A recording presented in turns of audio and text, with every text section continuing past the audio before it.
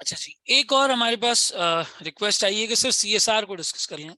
गालिबन CSR से आपकी मुराद ये सस्टेनेबिलिटी रिपोर्टिंग वाला पूरा एरिया है, ठीक है। तो आप सीएसआर रिपोर्टिंग कह लो, आप सस्टेनेबिलिटी रिपोर्टिंग कह लो, या आप इंटीग्रेटेड रिपोर्टिंग कह लो।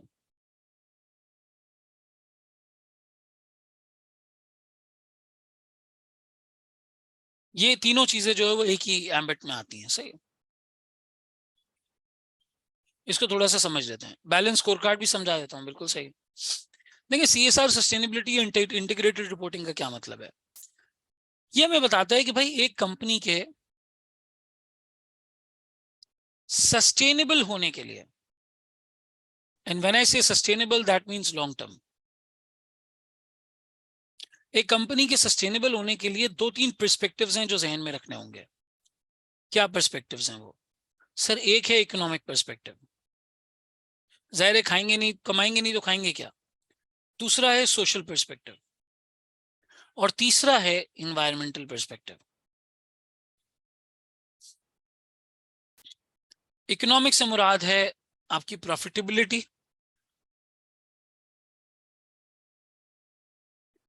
आपकी लिक्विडिटी, आपका शेयर होल्डर रिटर्न, आपकी वैल्यूएशन। ये चीजें सारी आ जाती हैं। सोशल का मतलब है customer, supplier, employee, society at large. Environmental का मतलब है नेचुरल रिसोर्सेस। सीएसआर का मतलब सिर्फ ये नहीं होता, सीएसआर का मतलब सिर्फ ये नहीं होता कि आप 14 अगस्त पे जो है वो झंडा लहराने के लिए कहीं चले जाएं, और या फिर आप जो है वो एक कैंपेन चला दें कि जी आपने डोनेशन दे दिया और थोड़ा बहुत डोनेशन एक जगह पे जो है वो दे दिया। आपको तमाम स्टेक होल्डर्स को साथ में लेके चलना होता है।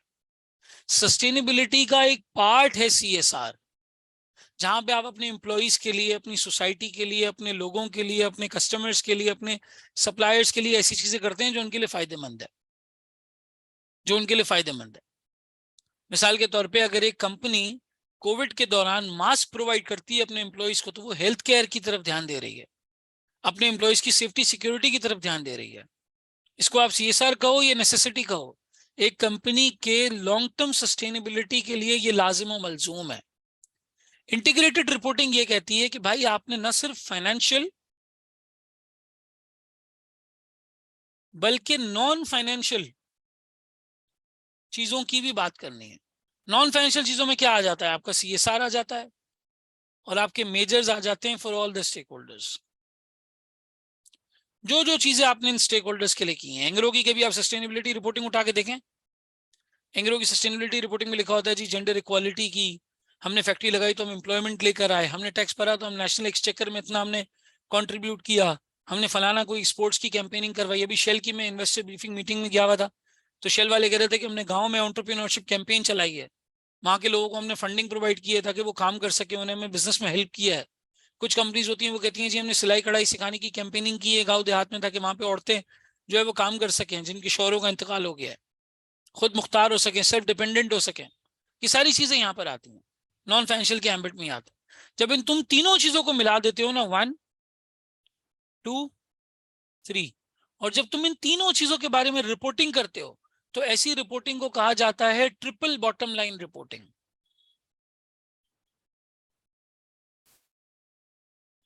Triple bottom line reporting.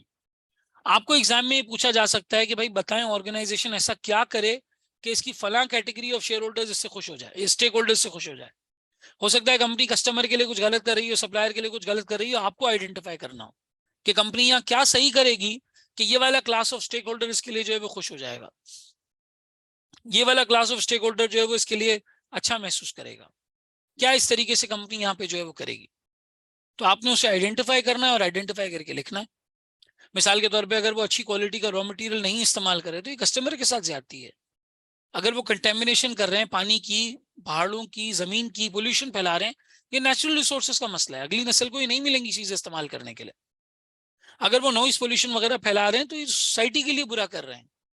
अगर वो अपने एम्प्लॉयज को सही पे नहीं कर रहे, उनकी फैसिलिटी, उनकी हेल्थ, उनके वर्क लाइफ बैलेंस, इन चीजों का ख्याल नहीं करे, तो वो एम्प्लॉय के साथ गलत कर रहे हैं। क्या वजह है कि दुनिया की बड़ी बड़ी मल्टीनेशनल्स अपने प्रोडक्शन यूनिट्स वियतनाम में और आपका जो है वो फिलीपींस में और इंडिया में, पाकिस्तान में, इस तरह के ममालिक में रखते हैं। गधे घोड़े जैसी कौम है, जितना काम कराओ करेंगे, कोई पूछेगा ही नहीं बच्चा काम कर रहा है, जवान काम कर रहा है। जितना कराने कराओ, पैसे भी नहीं मांगेंगे सही सही है। ये मसला है ना हमारे यहाँ। तो लोग कहते हैं इनसे करा लो। अपने मुल्क में अगर चाइल्ड लेबर करवाएंगे तो वहां पे रिपोर्ट हो जाएगी चीज। वहां रिपोर्ट होगी तो वो अमरीकी प्रोडक्ट नहीं खरीदेगा, फिरंगी प्रोडक्ट नहीं खरीदेगा। वो बोलेगा जी बच्चे से काम करा रहा है, इसका मोबाइल नहीं चाहिए हमें, इसका आईपॉड ईयरपॉड हमें नहीं चाहिए, ये बच्चों से काम करा रहे हैं। तो सस्टेनेबिलिटी का मतलब ये है कि आप इन तमाम स्टेक होल्डर्स को साथ लेके चलें और इनके बारे में डिस्क्लोज करना, डिस्क्लोजर देना इंटीग्रेटेड रिपोर्टिंग कहलाता है। इंटीग्रेटेड क्यों?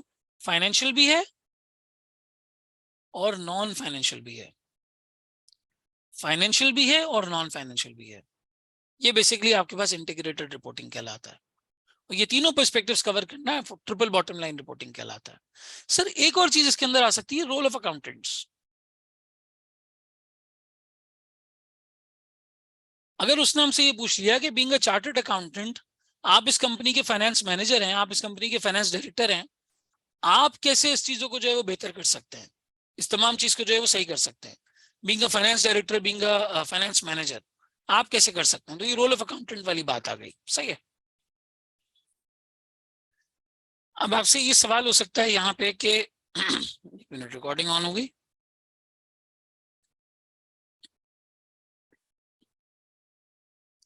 आपसे यहाँ पे सवाल हो सकता है कि बीइंग एन अकाउंटेंट आपका यहाँ पे क्या रोल बनेगा, बीइंग अ चार्टर्ड अकाउंटेंट आपका यहाँ पे क्या रोल हो सकता है। तो आए इसके बारे में बात करते हैं। बीइंग अ चार्टर्ड अकाउंटेंट में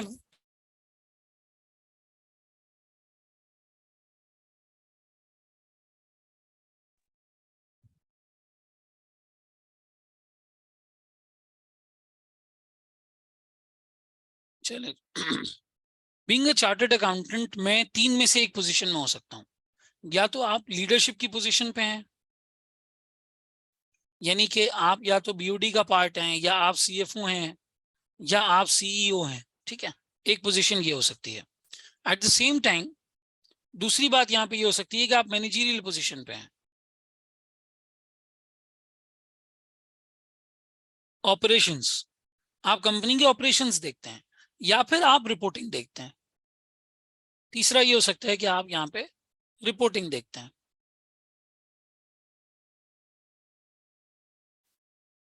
या इंटरनल ऑडिट में। ठीक है, इंटरनल एक्सटर्नल ऑडिट में।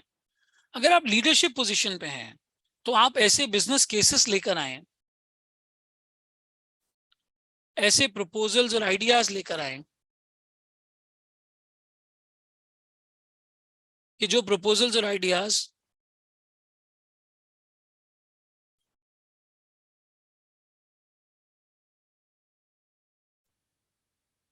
मैं ऑडिबल, आवाज आ रही है? ऐसे बिजनेस केसेस, प्रपोजल्स और आइडियाज लेके आए जो कंपनी के अंदर सस्टेनेबिलिटी को इम्बेड करे, यानी आपके सारे एंगल के अंदर जो है वो शामिल हो जाए। अगर आप मैनेजर ऑपरेशंस हैं तो आप ये देखें कि आप वेस्टेज को कैसे रिड्यूस कर सकते हैं,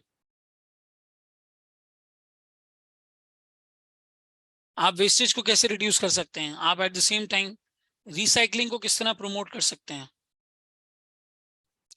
आप सीएसआर एक्टिविटीज किस तरीके से कर सकते हैं,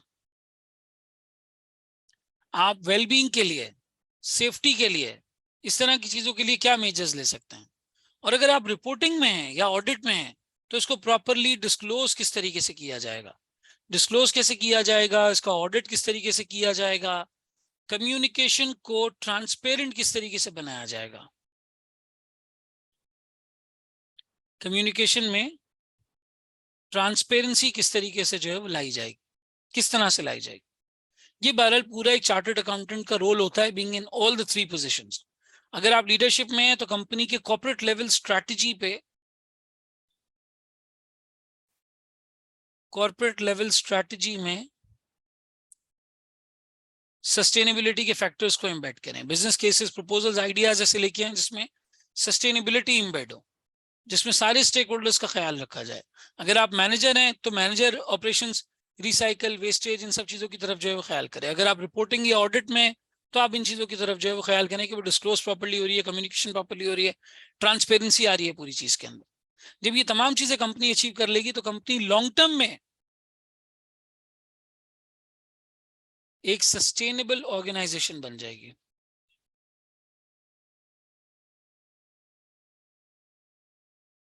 लॉन्ग टर्म में एक सस्टेनेबल ऑर्गेनाइजेशन बन जाएगी जिसके तमाम स्टेक होल्डर्स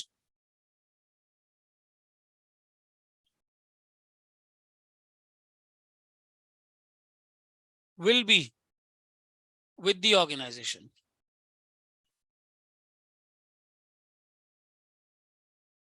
इसके तमाम स्टेक होल्डर्स इसकी ऑर्गेनाइजेशन के जो है वो साथ होंगे। क्या ये बात क्लियर होती है?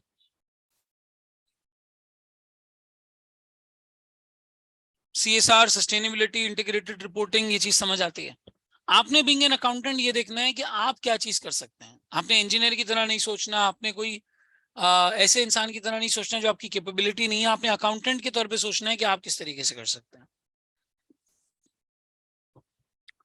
कॉस्ट प्लानिंग है, रिसाइकलिंग है, वेस्टेजेस हैं, इन चीजों को कैसे बेहतर किया जा सकता है, स्ट्रैटेजी लेवल पे कैसे सस्टेनेबिलिटी को लाया जा सकता है, इसके डिस्क्लोजर्स वगैरह कैसे प्रॉपर्ली दिए जा सकते हैं, कम्युनिकेशन किस तरीके से ट्रांसपेरेंट बनाई जा सकती है।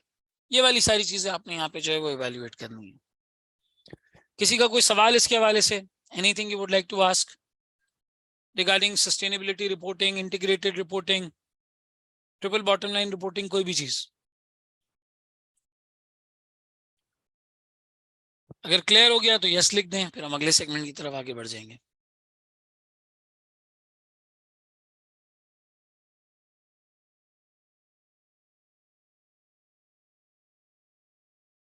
क्लियर है? चलें।